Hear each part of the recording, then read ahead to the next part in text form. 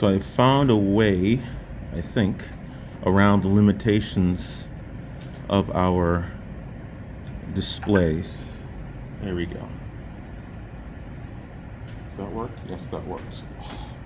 Wonderful. All right. So let's check the time.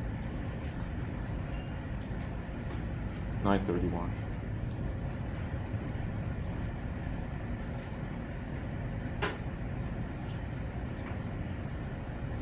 Good morning and welcome back from, was it Labor Day? Labor Day. Hope it was restful, not too restful, and you got some semblance of the work done. So today we're going to pick up where we left off, but before we do that, I'd like to show you, oh, that didn't show very well, an operating system that you all use. It's an early version. This is Windows version 1.0. So I'll actually pass around the box for you all to take a look at. And so this is from mid to late 80s, and Windows 1.0 did not have overlapping windows. It had what are considered very basic applications by today's standard. But one of the things or big advancements it made over a so-called disk operating system, and that's a picture of DOS, or your command line, you call it now. Now DOS could only run one application at a time. It wasn't really a full-blown operating system as we like to think about them today. And what Windows did, you'd run DOS and then you'd run Windows as an application on top of DOS. And you'll notice on the package it says Windows Operating Environment, right? And so it added multitasking, specifically something called cooperative multitasking. I'll explain what that means in a moment. But it also added an interface that allowed you to more easily connect to various peripherals. And so you run DOS, and then you run Windows once you ran DOS. At that time, you didn't have Windows run when you boot the system. And then Windows would manage these applications, one of which was a word processor. There was a Rolodex, so you could keep your contacts, your sort of like an address book. There was a calendar, and all sorts of applications that came along with it.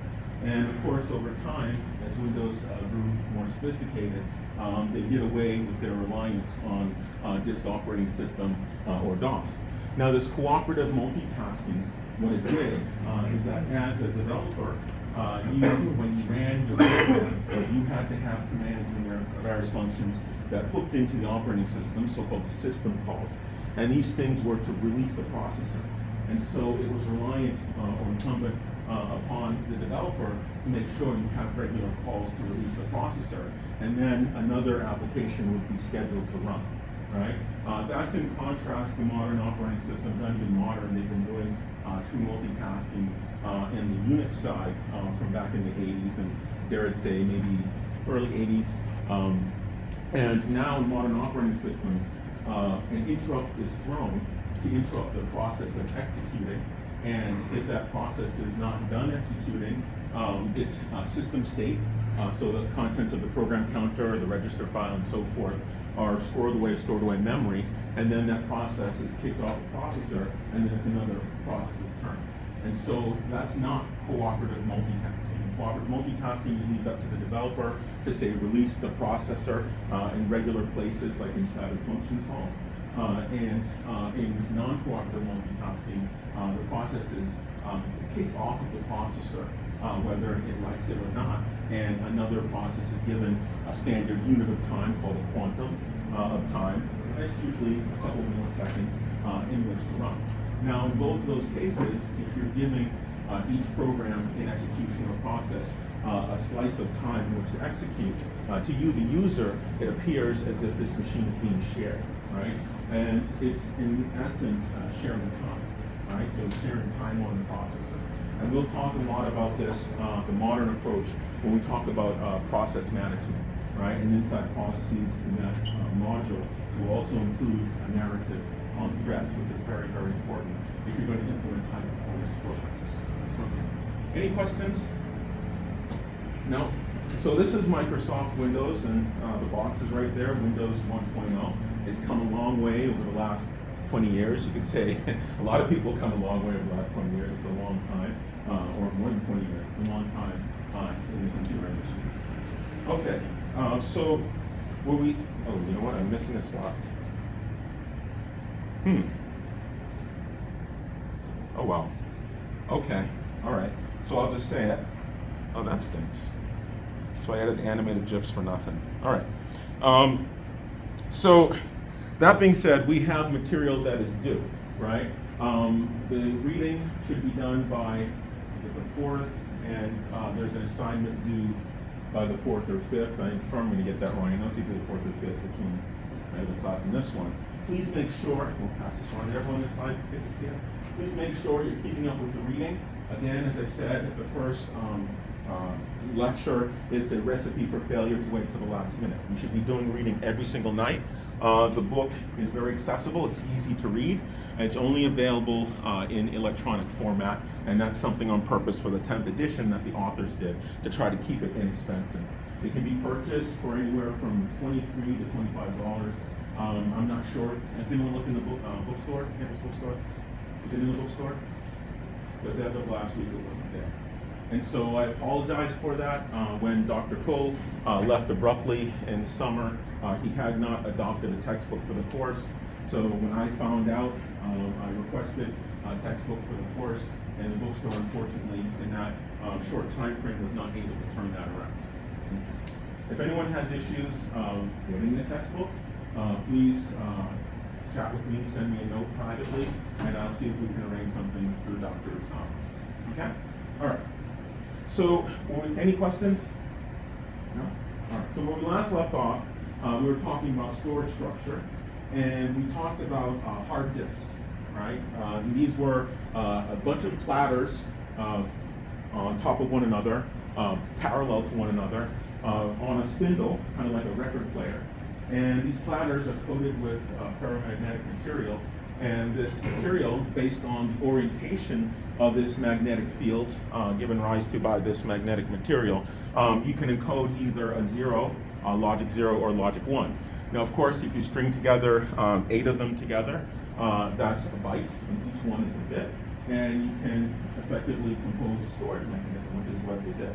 Now, these platters are organized into a bunch of so-called tracks. And so if you go 360 degrees at some circumference on this platter, that encodes one tape of bits, if you will. And the next track is an inner circle, and then another concentric circle inside of that, and so forth. Now, if you take each of these concentric circles traced along the platters, along the first platter, the second platter going down, third platter, and so forth, you can imagine that as a kind of continuous tape, which is what I was trying to draw up here, of 0 bits and 1 bits by just tracing these concentric circles on the platters as you go from the top platter to the bottom platter. Now we also have this thing called the read-write head. There's an arm that extends out to the platter, and at the tip of that arm is an electromagnet. If you charge up this electromagnet, you can alter the magnetic field orientation, just writing a value, 0 or 1, in each location on these concentric circle tracks. If you do not charge this read-write head, so you turn off the electricity on this electromagnet, when you pass a coil of wire by a magnetic field that's changing, because this platter is spinning, you induce a current. And based on the amount of current, you can encode or read off a 0 bit or 1 bit. So that's when it's in read mode. So this arm is called the read-write head. And in order to read or write anything for the disk, you have to spin this platter, so it has to spin up to a certain number of revolutions per minute. And then the read-write head moves to a particular track in a particular sector on a particular platter.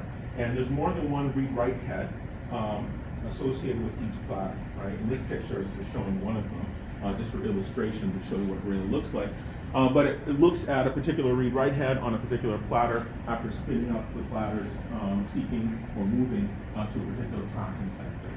Now, of course, these disks can spin at different speeds. 7,200 RPM and 5,200 RPM are the most popular speeds. And of course, for every benefit, there's a cost.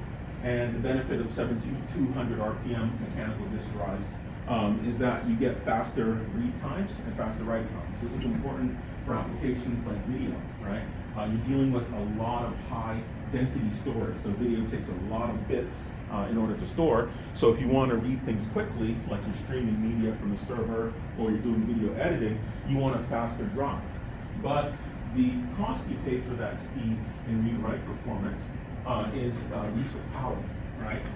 So you're spinning these motors faster. The seeking of the read-write head is faster, and that requires more voltage, more current, in order to power the stepper motors to move faster. And so the drawback, of course, the cost you pay for that is not necessarily a drawback, it depends on your application, but the cost you pay, nonetheless, is in the power consumption.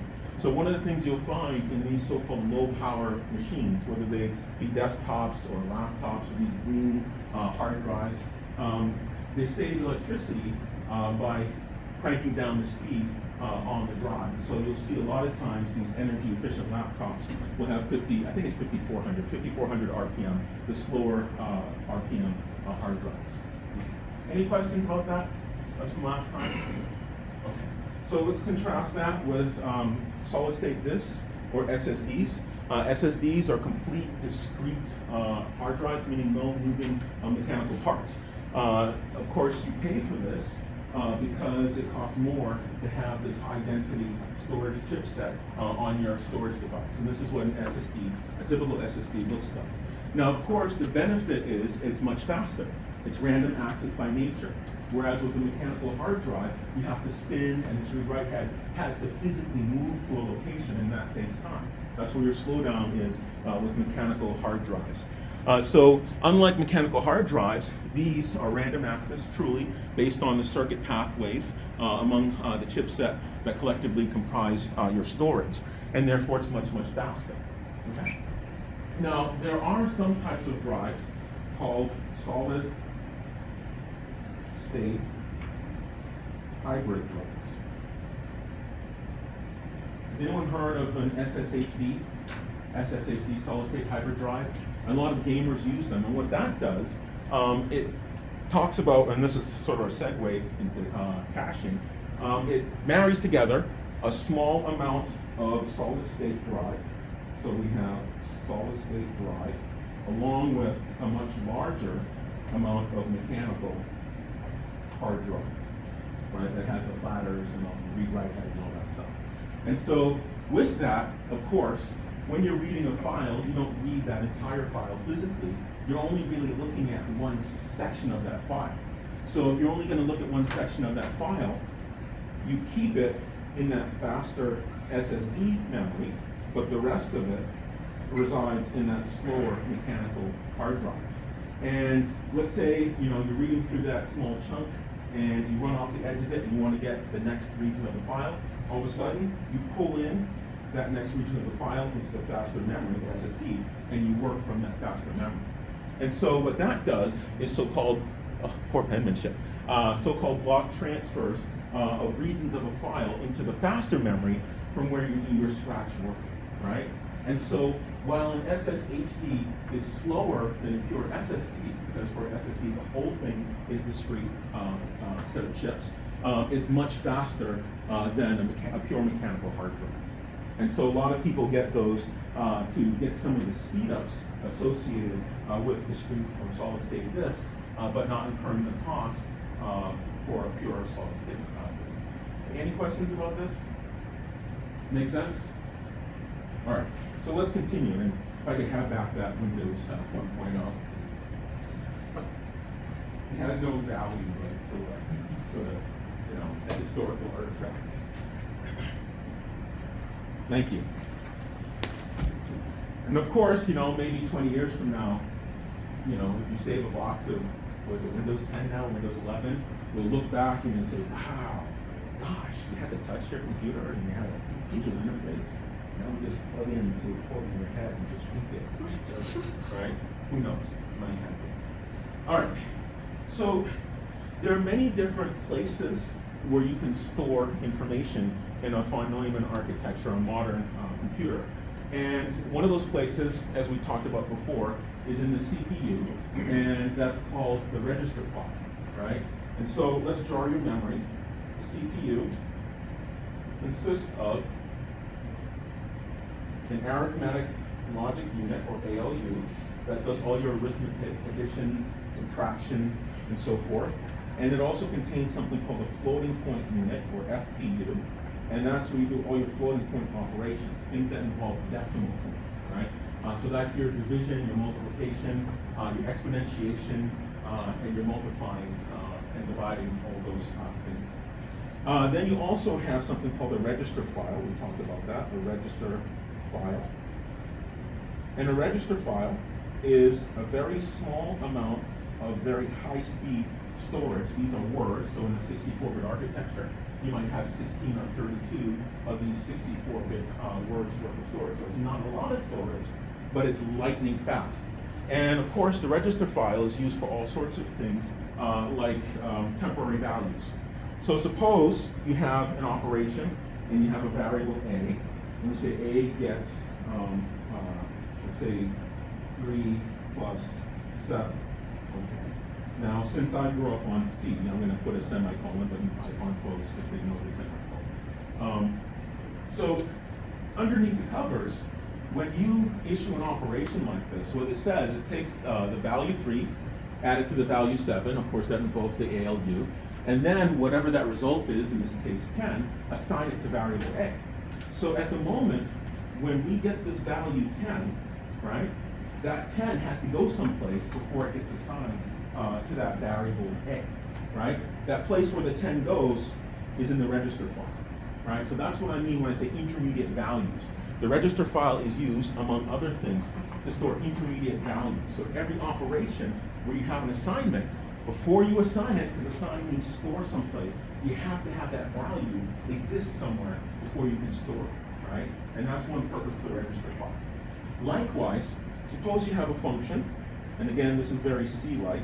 So let's say I said a function int is called foo, and foo takes an argument that's an int, and the dummy variable is b, right?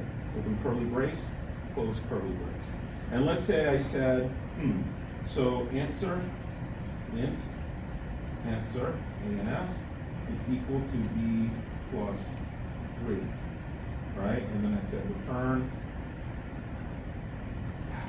I need to figure out how to get that into a little bit more stable. Return, answer. Okay.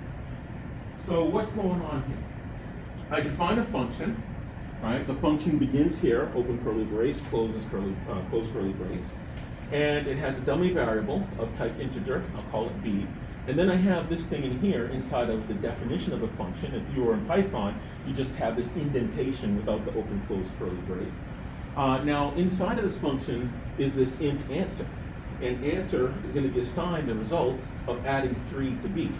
Now, that int answer, right, it's a variable called ANS for answer, and its type is an integer, so it's a whole number, plus or minus. That variable has to be stored someplace. It has to exist. And the place where that exists is in the register file. So it's going to have a reference to a place in the register file, and it's going to refer to that with that variable ANS or answer. So so-called temporary values are called temporary because once this function returns, this ANS no longer exists. Its lifespan, so to speak, is within the so-called scope of this function. Once the function is done running, that value, answer, no longer exists, right? And so the register file is also used to store such temporary local variables. Question? The names of the variables is The value, and that's a very good question. It's just the value. Isaiah asks, it's just the is it the names of the answer? Is it the name or is it just the value? And it's just the value. But inside the compiler, when it sees this text called answer, called a symbol, right? It's going to need to find a location for it, and that location it assigns is one of these registers in the register file. And there are ways of addressing that and identifying register file locations. Any other questions? Okay. So you all are bringing me back to my electrical engineering days. Sorry. So you have the register file. You also, in addition to the register file, you have main memory. And I'll just draw main memory main memory over here. Now, of course, let me ask you, is main memory larger or is it smaller than the register file? What do you think? What's your intuition? It's larger, okay. It's much, much larger. It's not just 16, 64-bit registers. It can be a gig. It can be half a gig, hundreds of megs to many gigs, right? Now, this main memory is also used to store things, and what you store is data, whether it's from a file, or from a sensor, or from a printer, or what have you, but the amount of data you store in main memory is typically much larger than the onesie, twosie local variables and temporary values you might store in your register file. Now, of course, main memory is larger, which is great, but the drawback is that it's much slower. And one of the reasons, not the only, but one of the reasons why it's slower is that you have to cross the bus in order to put things into main memory and in order to read things out of main memory. So you're limited by the speed or the bandwidth or the rate at which you can transfer data over that bus. It doesn't matter how fast your RAM is, it's limited by the bus transfer speed or the bus bandwidth. So, of course, if you want to work on things that are very frequent and short-lived and small, you want to use your register file, right? If you have data that's much bigger, but you still relatively quickly you want to be able to manipulate and work with it, you use your main memory. You also have your hard disk. So your hard disk drive, whether it's SSD or mechanical drive, it doesn't matter. Is your hard drive, is it bigger storage than main memory or smaller? It is bigger, much, much bigger. Oftentimes order of magnitude, 10 times, 100 times bigger than your main memory. Now, your hard drive is much bigger, but guess what? There's a cost to that. It's much slower to read and write through your hard drive because it requires traversing the bus. Now, if you have an SSD, of course, it's faster, but it's still slow compared to main memory. If you have a mechanical drive, you even pay a bigger cost in terms of slowdown because you have to spin up those platters, move the read-write head, put it down, and read something or write something. So we have a bunch of storage mechanisms, and you can even add a CD-ROM, right? Now, you have CDs that are readable and writable. Now, a CD is even slower, right? Or a tape, it's even slower, but the capacity is much higher. Now, of course, one question you might ask yourself is how do you decide where to store what? Now, certainly if something's really big, you want to store it in that particular medium where it will fit. But also, the thing to pay attention to is this idea of volatility, right? And so volatility means that when you turn off the power, does that information go away, right? Everything in RAM goes away when you turn off the power in your machine. Everything in your CPU goes away, your register file goes away when you turn off the power. Whereas for disk and the CD, it's non-volatile, meaning that it does not go away. So certainly if you want your data to persist between power cycles, you need what's called a so-called persistent storage mechanism or non-volatile storage mechanism. So things like the operating system, right? It would totally stink if, every time you turned off your machine, your operating system went away and you had to reinstall it, right? That would be no good. Question? It's circuit pathways. And so there are chipsets in there where if you specify in a register a sequence of ones and zeros, an address or location number, it'll set up the pathway to that physical location in the silicon. So there's absolutely no moving parts in there, which is also why applications like satellite, military applications and so forth, they use something like an SSD, granted it's hardened against UV radiation and all sorts of other things. That's why they use solid state for critical applications, because you can't afford something shaking and vibrating, destroying the packets. But to answer your question, there are controllers for the SSD where if you add in an address or put in or specify an address, which is a memory location, it'll set up the circuit pathways purely in silicon through the arrays of transistors.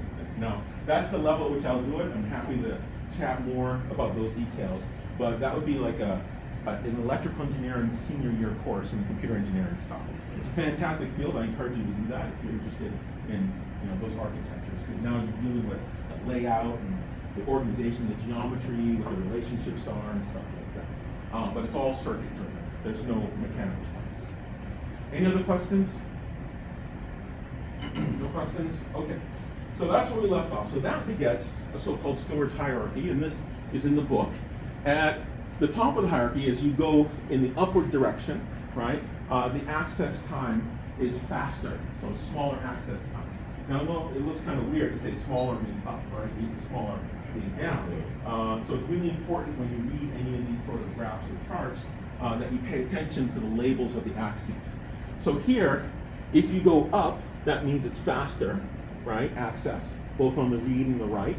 And if you go down, that means it's slower. In addition, as you go up on the same diagram, why am I pointing? As you go up, its storage capacity is smaller, right? So that means you have fewer bytes that you can use to store values. And as you go down, the storage capacity gets larger.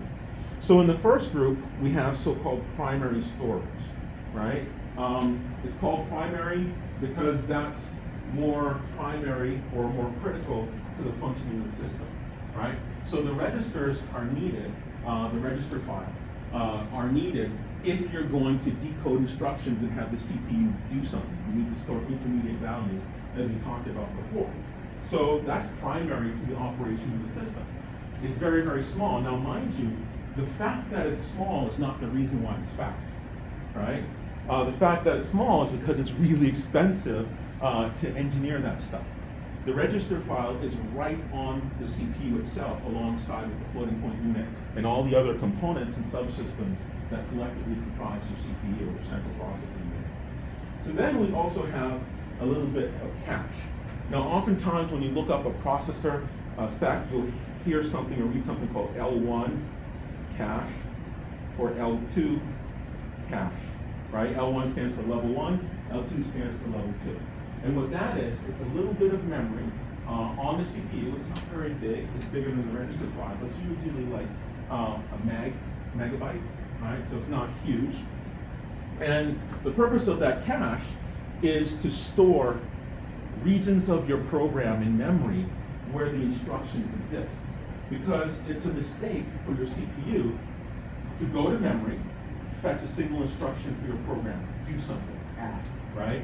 Such if, right, a comparison. It's a mistake for your processor to do that with one instruction at a time. So what happens is your CPU reads into memory a block or a section or set of instructions out of a region of memory and pulls them into the local cache. One of them is called instruction cache, right? So that it's reading, maybe it's 1024 instructions, maybe it's 2048 instructions, but it reads blocks of instructions at a time, pulls them from memory onto the processor, and then reads them from locally from that cache. And so cache is another part of primary storage. It's very fast. It's bigger than the number of registers in your register file. And it exists on the CPU and it's integral to the functioning of your processor. So then you also have main memory. And main memory, as we said, is where parts of programs are stored. Now, if you run PowerPoint or Microsoft Word or what have you, that entire program from disk is not sitting in memory. It's pulling in pieces of that program, blocks of that program, using so-called memory management. And we'll talk about that in great detail at some point in the semester. So main memory is integral to the functioning of your system. And because all of the program data and instructions are pulled into main memory, and then pieces of that are pulled into cache, and then the registers are used for these intermediate and temporary values. So we have main memory, cache, and registers as our primary storage, and they're all volatile. If you turn off the power on your system, all the information in these things goes away, right? It's gone. Okay. Any questions about that? Yes? That's all right. Oh, yes. So pieces like a browser is inside of main memory? Yes. Pieces. Pieces. So you have your browser program. So let's say this is your hard disk. and I'll just draw it tall so that I can draw the browser program. So let's say you're using Firefox. I'll say FF for Firefox. And Firefox exists on this system, right? The code for Firefox is pretty big, right? When you install it, it's probably tens of megabytes, hundreds of megabytes, right? That's a lot of data, that's a lot of storage. So Firefox might be, say, 100 megabytes, right?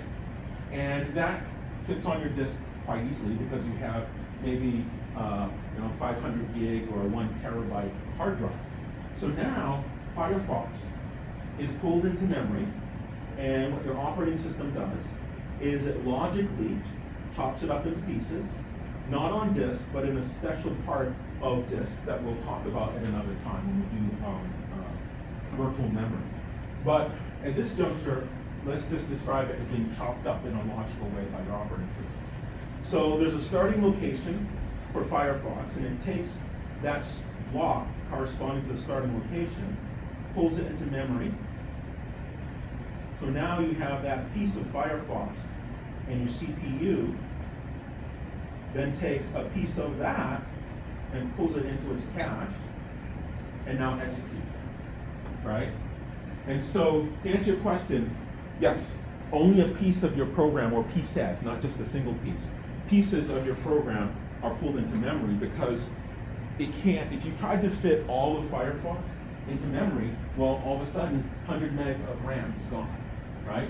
So if you only have, let's say you have 500 meg of RAM, or let's say you had a gig of RAM, right? If each program is 100 meg, you can only run 10 programs. Now, of course, Firefox isn't the only program you run. You might be running Dropbox, your messaging program, doing some media streaming. At any given moment, you're running maybe 2 dozen, 3 dozen different programs on your system. And so you would quickly run out of available memory if you were to load the entire program with RAM. And moreover, some programs just won't fit, right? If you're doing video editing and you're trying to load a 1 hour movie in high def, that'll suck up your entire RAM and more, right? And so you can't possibly fit entire files and entire programs in system RAM, so it's always pieces.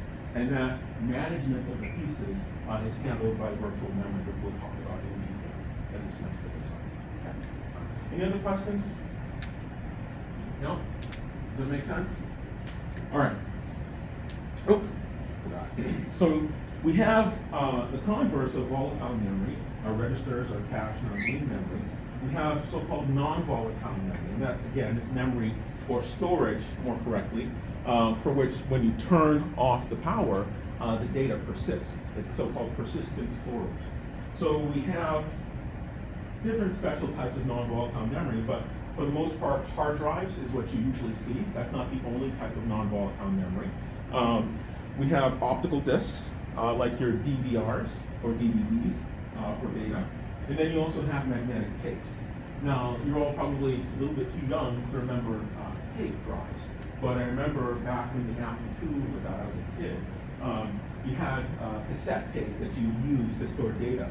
And the problem with that, of course, you can store a lot of data, but you had to wind the tape all the way to the end if the data you wanted was stored at the end of it, right? So for our non-volatile memory, our secondary storage, the major player there is hard disk, be that mechanical disk or SSD. And then we have so-called tertiary storage, which is really, really slow comparatively.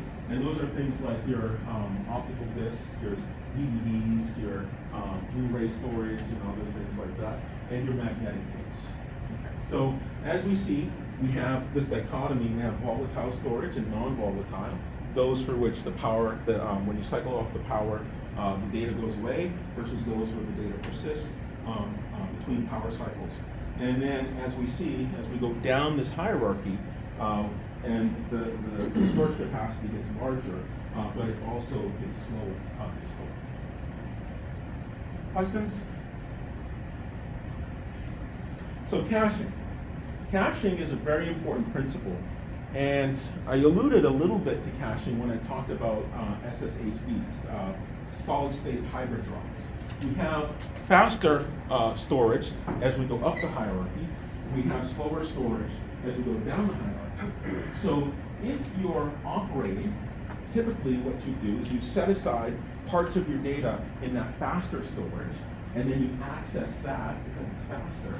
And then when you need more data, you pull in more pieces of data from that slower storage, because that slower storage very often can store the entire file or store more of it, right? And so this idea of caching is very important because it improves your performance tremendously, right? So one example is the CPU pulling in sets of instructions from memory instead of the entire program. So here we have, in this depiction, we have the instruction cache in the CPU in your L1 and L2 cache, so L1 and L2. It pulls in a piece of the program from memory. Now, of course, that piece of the program, that block that's in memory, was pulled in from a piece of the program sitting on disk. Now, of course, disk is slower than memory, and memory is slower than storage on the CPU, right? So this idea of caching generally is the pulling in of pieces of data or program into a faster yet smaller memory, so that you can realize those speed ups, because those smaller pieces of memory, as you go up this hierarchy, are much, much faster. And so this idea of copying data or programs from slower to faster storage temporarily, because when you're no longer using it, now you can load something else or just throw away that piece of the data that was in faster storage.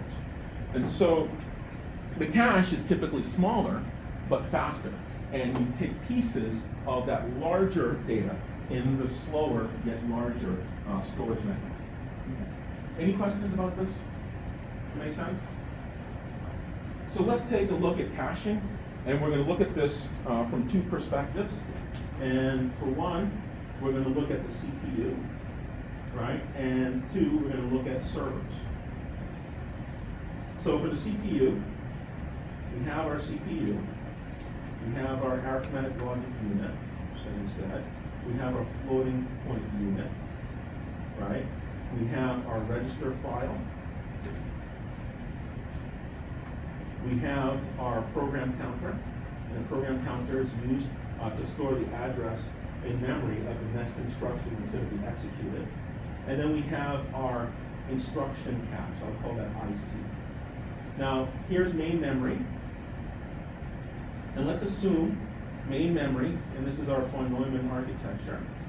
And we have our controller here for I/O. And we have hanging off of this I/O controller our hard drive. So now you have your program, let's call that P. P is loaded, or parts of P, and we just chop it up into 4 pieces. So 1/4 of P, 1/4 P, this is horrible notation, is loaded into memory, right? So now, a piece of this program that's stored in memory is pulled into the instruction cache. That might be 1/16, or take this 1/4 P and chop it up into 4 more pieces, for example. And now this CPU, when it loads instructions, it's loading or executing from what's stored in the instruction cache, and it can do that at full chip speed, right? That's really, really fast. So then, when it executes that last instruction that's in the instruction cache, what does it do? It goes back to memory and gets the next piece, and gets the next piece, and gets the next piece. So then eventually, it executes that last piece that's in RAM, and through memory management, the next part off of disk is pulled into memory, and you have another 1/4 P. Okay?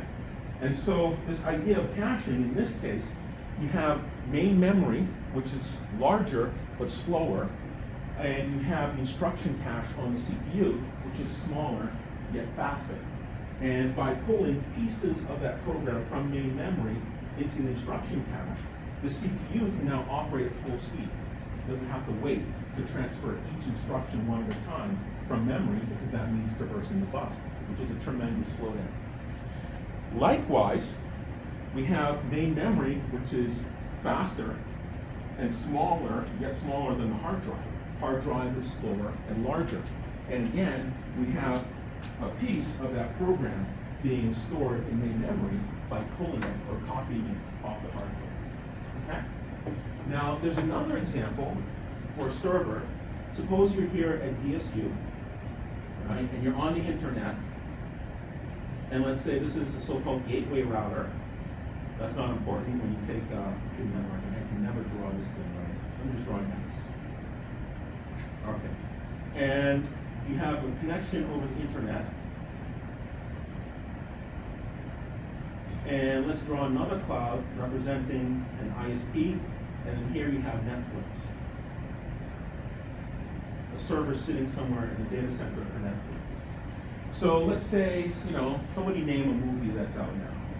What's a movie that's popular? I'm sorry? Avengers, okay. Suppose you want to watch the Avengers, and let's say that's you, right? And you're on your computer, and the Avengers, AV, is sitting there on the computer in Netflix's data center. So you decide to go to Netflix, you pull up Netflix interface, and when you click on that movie, of course the Avengers movie is being downloaded from Netflix's server, going through DSU's network infrastructure, and it's making its way to you, right? To your browser, to your viewer, or Roku, or what have you. But are you the only one watching the Avengers? No. Someone else at DSU is very likely also watching the Avengers. Okay, so he or she then goes to Netflix, sees that movie, and it gets downloaded again over the internet, works its way through DSU's network, and now she can watch the Avengers too. Oh, but wait a minute. Someone else heard about the Avengers, and this person, and another person, and another person, and so forth. So let's say we have 4 people each watching the Avengers. It's a waste of bandwidth each time one of these individuals wants to download and watch the Avengers. To have 4 times, you have to do this download across the internet over DSU's network infrastructure. If you install the special server, a cache, on DSU's network, now what you can do, whenever you request Netflix traffic, instead of going directly to Netflix, your request is redirected to this cache server. And all it is just a server, Apache or what have you, and it has some storage, but sitting on that server storage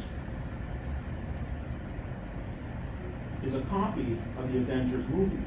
Now, of course, that copy of the Avengers movie isn't loaded there automatically. It's once someone requests it from DSU, it loads it locally in this cache server on DSU's network. So then, every subsequent request,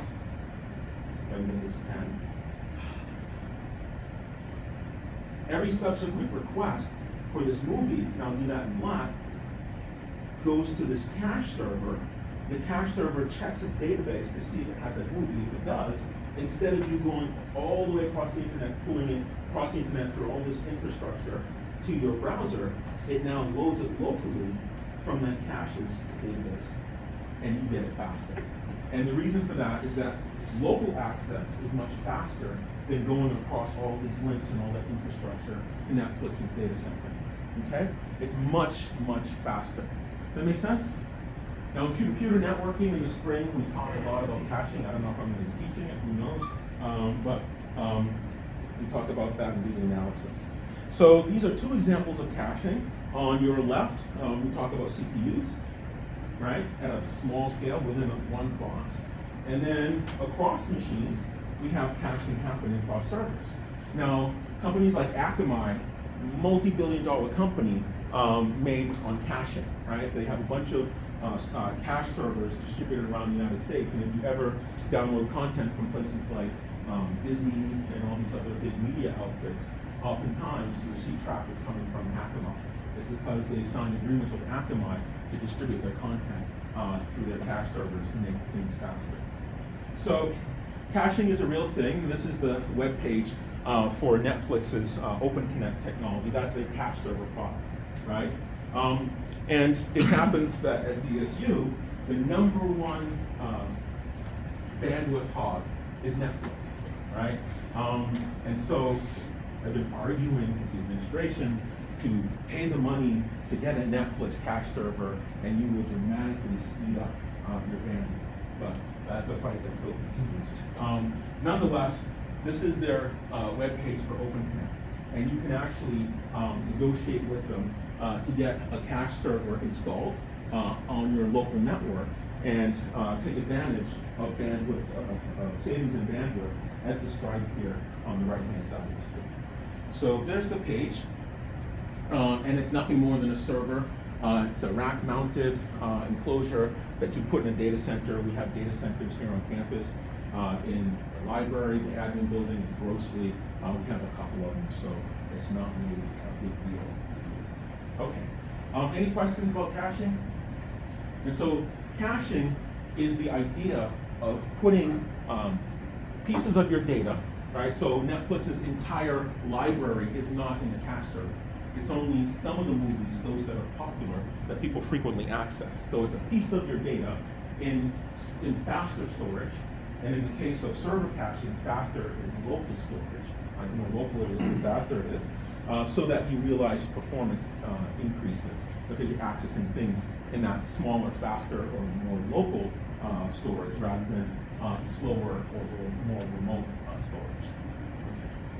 So let's talk a little bit, let me check the time, about direct memory access. So we're here till what, 10:45? No, 9:30, 10:45, okay. I'm used to teaching at 9:30. Direct memory access. So when we have a CPU, and the CPU is interacting with some device, it does that, as we had discussed, through the I/O controller. And as we had talked about it, we had a schematic for that, a picture, we had a microphone, and we had speakers. Each controller has some local buffer, and the CPU orchestrates the transfer of data to and from those buffers, either to or from main memory. Now, of course, if you're transferring data indirectly through the CPU, right, and doing it bit by bit, that's a pretty big slowdown because each byte, rather, has to cross the bus. And if you're going to cross the bus, you involve a bunch of controllers and you're limited by the bus bandwidth, yes, but you still have to cross the bus and the CPU gets involved. Now, of course, the CPU only has so much computational power associated with it. And if it's spending its time facilitating every single transfer, well, that means the CPU is not free or doesn't have as many resources to do other stuff. So the idea with this so-called DMA, or direct memory access, is to free up the CPU by making that data transfer conversation, as it were, directly between main memory and that I/O device. Right? It's exactly what was done. So essentially what happens is the CPU sets up a transaction between a device controller, right, and its local buffer, and a location in memory, and it negotiates a block size. So it says, you're going to transfer 4096 bytes worth of data to this memory location, go ahead and do it. And then the CPU gets out of the way, and this device controller sends this 4096 bytes directly to that location in RAM. Okay? Now, of course, in doing that, while the CPU sets up that transaction, the CPU doesn't get involved in the physical transfer. Right? There's something called a DMA controller that does that. And what that does is frees up the CPU to do other stuff. So maybe you're calculating something, you're simulating something, the CPU can go merrily along its way doing other stuff after setting up that transfer. So the CPU is operating in parallel to that transfer instead of being involved directly. So this is an example of CPU-mediated transfer. This figure is in the book. So the first thing that happens, and I'll just kind of set this down so I can have a more steady hand, an I/O request occurs. So that I/O request might be read a file or write a file. So then that device, an interrupt occurs, and the interrupt service routine is called to do something routine for that device controller, goes ahead and starts the copying of data from the buffers of that device to the CPU. The CPU then takes that data and sends it to a location in RAM. Now, of course, this is CPU mediated. So if we're going to now write data, the CPU fetches that data from RAM, sends it to the I/O device, twiddles the register controls, and that device then writes it out to the network card if it's a network transfer, to the disk if it's a write to a file on a hard drive. Now, of course, this involves transfer over a bus, right? Each one of these edges between the CPU and main memory involves going over the bus because this is our von Neumann architecture. So that's one source of slowdown. Secondly, every byte of information being transferred from RAM has to go through the CPU, so that's another source of slowdown because to go from the CPU to the device, that requires another exchange over the bus, right? So this is pretty slow. In direct memory access, DMA Block Transfer, the CPU initiates an instruction, an I/O request, and either write a file or send data over a socket to go over the network card. And this device then says, okay, the interrupt service routine is called, and it calls the do something routine for this device. And now the DMA controller is involved, and this device transfers directly to main memory. Now, of course, this DMA, or direct memory access, works in both directions from the device controller's buffer to main memory, but also from main memory back to that device. Now, of course, not depicted here is called the DMA controller. And it's the job of that DMA controller to pair together any device controller with main memory. So that can happen directly. It gets out of the way between main memory and that device. And you'll notice here in black, I haven't drawn any edges between the CPU, main memory, and the I/O device. Does that make sense? So in a language like C, you can absolutely set up DMA transfer. Sometimes they're called bulk data transfers. Sometimes they're called block transfers. And usually some nomenclature like that, depending on the API that you're using. But all of that uses the so-called DMA controller. Now, if you look up modern computer architecture, you'll see some language about the DMA controller. It'll have some specs about the block size and the speed at which it operates and stuff like that. Okay? Any questions about this? Does that make sense? All right. So, let's see the time. 10:22. We're going to talk about multiprocessors. So, 45, that's 23 minutes. All right, let me just introduce this, and we'll pick back up on Thursday with this part of the conversation. So, in the early days of computing, right, you had a single CPU, and the CPU you can think of is a circuit that decodes instructions, so makes sense of instructions, and executes a statement, does something, whether it's adding two things, dividing things, and so forth. Now, of course, in modern processors, as you can fit more transistors, the basic circuit element inside of the computer, you can fit more transistors in a single chip. Obviously, you can have more CPUs, multiple copies of these CPUs on a single chip. And so this begets this idea of multiprocessor systems. So in a multiprocessor system, right, you have more than one CPU, CPU 1, CPU 2, and it's very mostly the case, or much the case now, that both of these CPUs will be on the same chip, right? So each of these CPUs in smaller boxes would have their own ALU, arithmetic logic unit, floating point unit, register file, instruction cache, and all that good stuff. And these CPUs, this multi-chip or multi-core CPU, as one device will be connected by the bus to the main memory for our RAM. Okay.